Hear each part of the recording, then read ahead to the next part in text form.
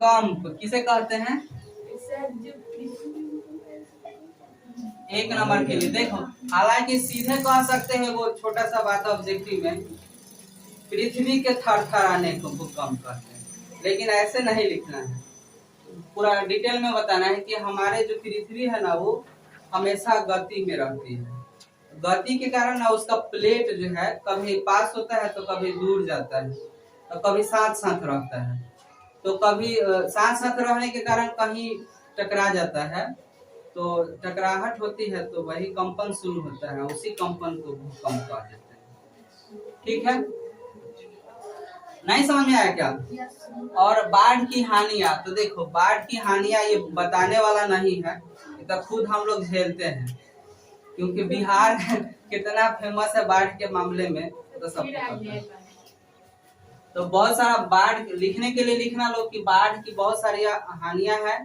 पहला तो कि फसल, बाढ़ आने से फसल बर्बाद हो जाता है, फिर जो है जान की भी क्षति होती है, बहुत सारा रीजन इसमें लिख देना। अगला देखिए, समोच्च रेखा किसको कहते हैं? दो तरह के क्वेश्चन पूछता है, एक वो पूछता है समोच्च कृषि और समोच्च रेखा। तो समझ लो एक चीज, मान लो ये कोई गड्ढा है और तुम हो यहाँ पर, इस यहाँ पे हो, समझना लो, यहाँ पे तुम हो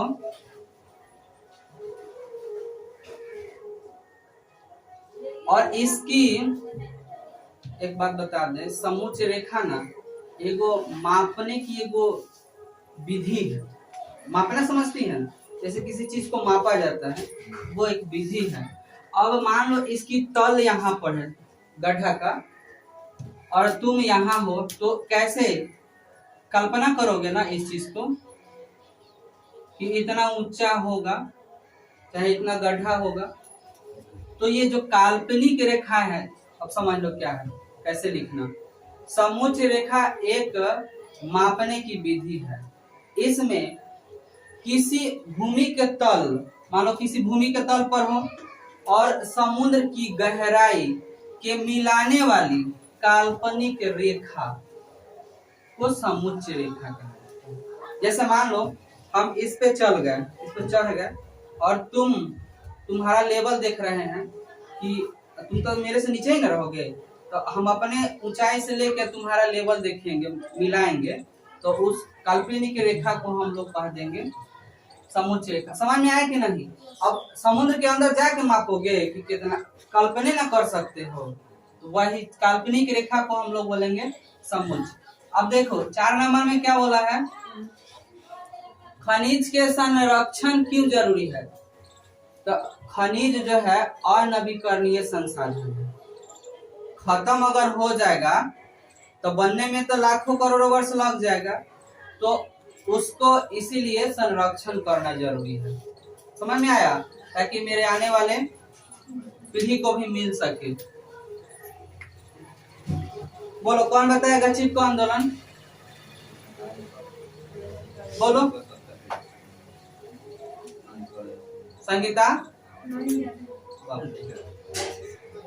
चलो हम ही बोलते हैं। चिपको आंदोलन 1970 के दशक में उत्तराखंड के गढ़वाल जिले में हुआ था।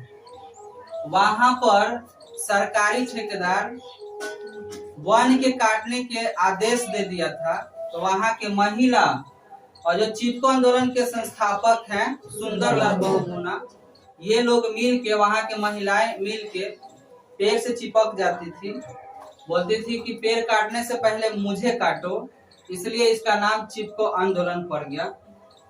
क्या समझ में आया? सुनामी और भूकंप, बोलो। समुद्र में जब भूकंप आता है तो उसे सुनामी कहते हैं और पृथ्वी पे आते हैं तो उसे भूकंप। हाँ देखो, यहाँ भूकंप हम लोग जानते हैं कि प्लेट आसपास एक साथ रहता है तो कभी टक्कर होता है तो भूकंप आ जाता है। सुनामी में क्या होता है ना कि जब समुद्र के अंदर भूकंप आता है तब हम उसको बोलेंगे, जिसमें क्या होता है समुद्र की लहरें उठती है, आगे बढ़ती है और शहर के बहुत सारा डुबा देती है। समझ में आ गया? अगला क्वेश्चन, बिहार में वन संपदा की वर्तमान स्थिति क्या है? तो समझ लो, बिहार भी पहले वन के मामले में जाने जाता था, लेकिन जब झारखंड बट गया, कब झारखंड अलग हुआ था? 15 नवंबर 2000। झारखंड अलग हुआ था 15 नवंबर 2000 को, केवल 2000 में ना। तो जब बट गया तो बहुत सारा क्षेत्र जो है झारखंड में चला गया वन वाला। तो इसलिए अब तक बिहार में कितना जिला? 38 है ना। तो 38 में मात्र 17 ही को जिला है कि उसमें तनी मनी वन पाए जाते, बाकी सब खत्म हो गया। तो ज्यादा से ज्यादा जो है अपने बिहार में कृषि क्षेत्र वाला भूमि रह गया है, वन बहुत कम है। बात समझ में आया? कैसे लिखोगे?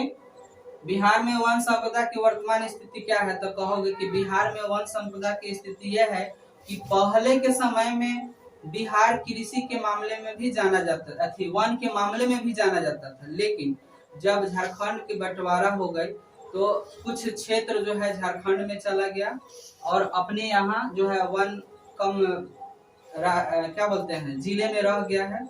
इसकी स्थिति यही है।